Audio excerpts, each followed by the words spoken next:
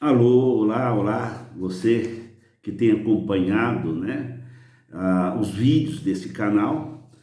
Primeiramente, nós estamos assim iniciando uma nova série que eu acho que vai ser fantástica, né?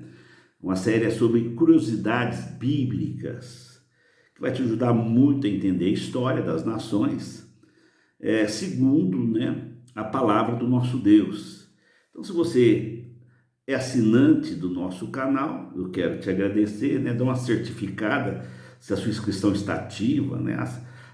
Coloca o sininho para receber as nossas publicações, né? E se você ainda não é inscrito, inscreva, né? Ajuda-nos a divulgar a palavra de Deus a muitas pessoas que precisam, né? Eu creio que esse conteúdo vai fazer diferença na vida de muitas pessoas. E nós queremos iniciar, né, a nossa série falando de uma história muito conhecida, de um povo muito conhecido. Nós queremos falar sobre Troia, né? Você provavelmente já conheceu, já ouviu falar sobre a guerra de Troia, né? Do cavalo de Troia, né?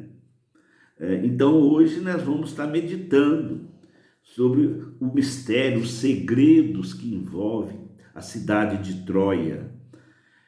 É uma história muito difundida e ela é registrada em livros, né? Então tem, através de Homero, foi contada lá no seu livro a Ilíada, né? Ela foi falado sobre a guerra de Troia, e Odisseia fala sobre a volta de Ulisses dessa guerra. E também Virgílio, ele, através do seu livro Eneida, ele descreve também a formação de Roma. Então César Augusto contratou para que ele pudesse escrever a respeito da epopeia da formação de Roma. E os seus estudos levaram até Troia, e ele descreve ali um pouco da história desta guerra e como os descendentes troianos foram envolvidos na formação de Roma. Então, em relação a Troia, tem muitos mistérios que envolvem. Até um bom tempo eles não acreditavam.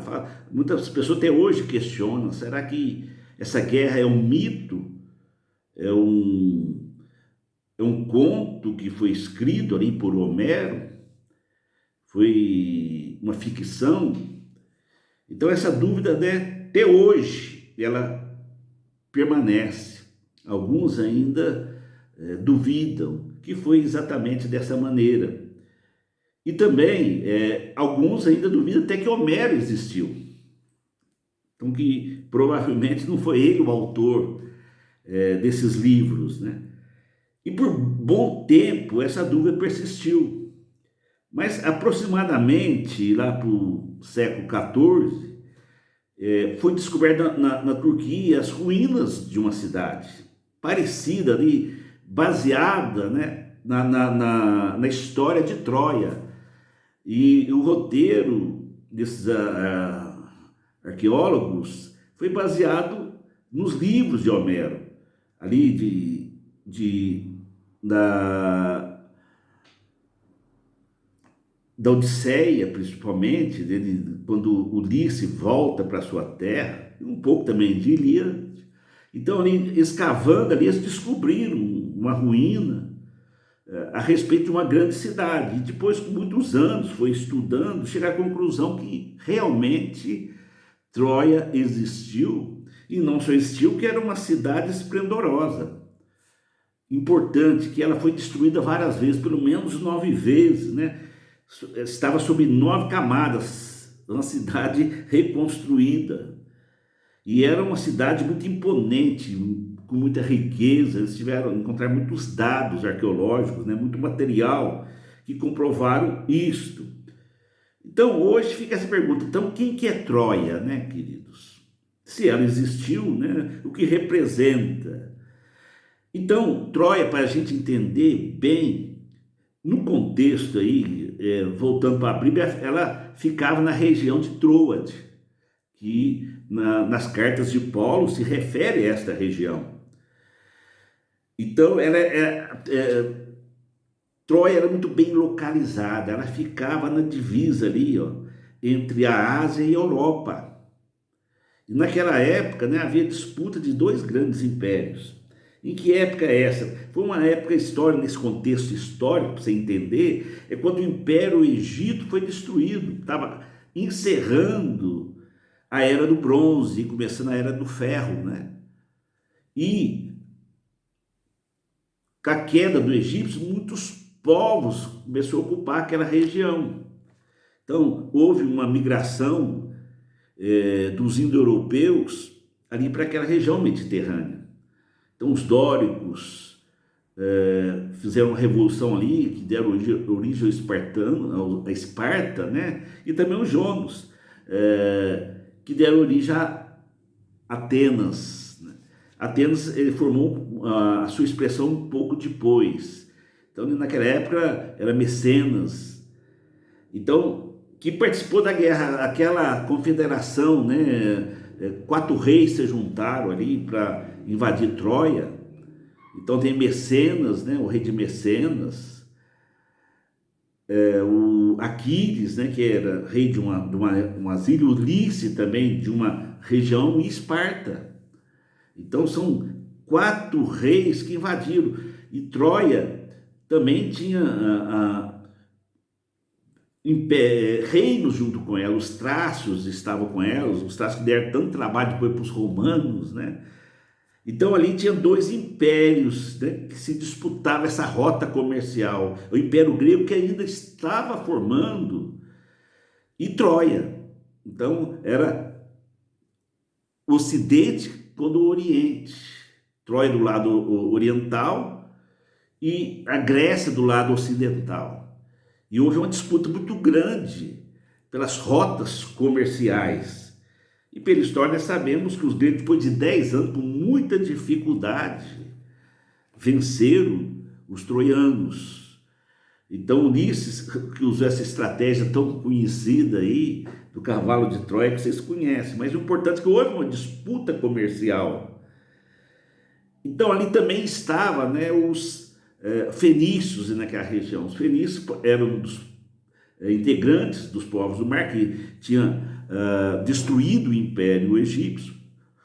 Eles descobriram, os fenícios, que não era bom participar de guerra, era importante, era um comércio, e eles ficaram muito ricos com isso. Os fenícios, para vocês entenderem, cidade de Tiro, Sidom.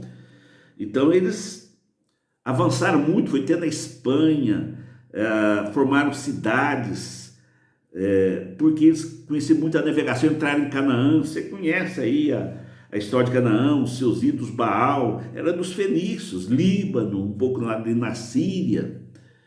Então eles se espalharam e eles não entravam em guerra, eles comercializavam muito, né? Então eles forneciam os suprimentos, os armamentos, e ali eles se enriqueceram muito, né? Então nós podemos ver então que depois dessa destruição aí de Troia, o que aconteceu? Então Virgílio, eles não descreve aí na Eneida, né, que um descendente, então houve uma dispersão dos troianos por causa daquela guerra que durou 10 anos. Então muitas pessoas saíram, e um dos descendentes da linhagem real, Enéas, ele foi para a Península Itálica. E Virgílio descobriu ali nessa epopeia da formação de Roma que Remo e Rômulo, então, eram descendentes desse Enéas, esse troiano. E aí também depois, estudos, viu que dos troianos que surgiu os ingleses, os bretãos, que conquistaram a Bretanha, e também os bárbaros, né? Então, eles que fizeram, que tanto ajudaram a destruição do Império Romano posteriormente. Então, tudo é originado dos troianos. E biblicamente, o que nós sabemos a respeito dos troianos? Então, troianos, então, né, descobri uma coisa interessante, que eles são descendentes de Judá. Interessante isso, né? E por que nós sabemos isso?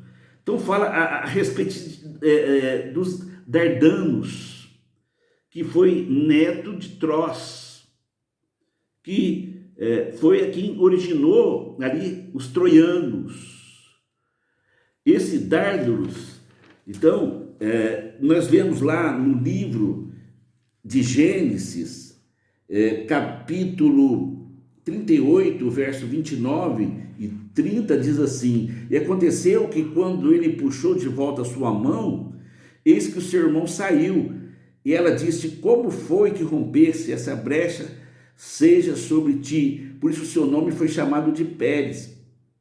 E depois saiu seu irmão, o que tinha o fio escarlate sobre a sua mão, e o seu nome foi chamado Zerá. Nós vemos também lá em 1 Reis, capítulo 4, verso de número 31, porque ele era mais sábio do que todos os homens, mais do que Etã, o Esraíta, e do que Emã e Calgol e Darda, os filhos de Maal, e a sua fama estava em todas as nações do redor. Aí você pode até continuar vendo aí também outros textos, né, da palavra de Deus, que fala a esse respeito, né, dos descendentes de Judá. Então, os descendentes de Judá, então, você pode ver ali também, no livro de Crônicas, também está tudo, fala a esse respeito, né? Então, nós podemos ver que os Dardanos, né, que veio ali de Judá, e lá veio mais para frente, foi mais ou menos parecido aí, né, na época aí, aproximando de Salomão, ali também testifica desses descendentes de Darda ali, descendentes dos dois filhos de Judá, né? Então, é interessante isso. Olha, quem imaginava que os troianos são descendentes diretos de Judá? São mistérios, né, amados? Não temos essa afirmação, mas o contexto histórico nos leva para isto.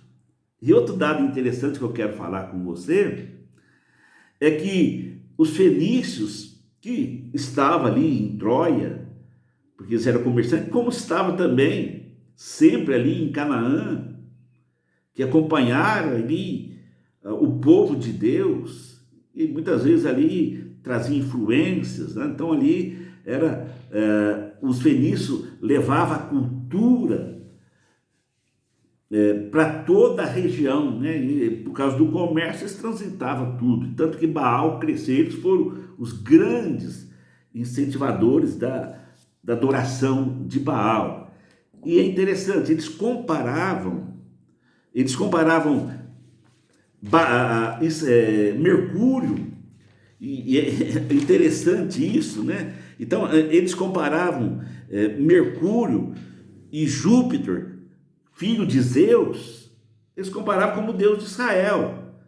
Então, Israel, para eles, era o mesmo que Júpiter, o mesmo que Mercúrio. Então, aí você vê como é que essas tradições se misturam. Então, como é que eles respeitavam esse Deus de Israel, comparava aí com Zeus, com Mercúrio, com Júpiter. Então, eles reconheciam essa transação toda de Israel com Troia, né? Por isso que o Deus que os descendentes de Judá trouxeram ali para Troia, inicialmente, depois foram substituídos por Zeus, por Júpiter, por Mercúrio. Interessante, né? Então fica aí essa primeiro estudo, primeira curiosidade bíblica para você, né? Vamos estar sempre trazendo curiosidades da Bíblia que vai nos ajudar a entender a história.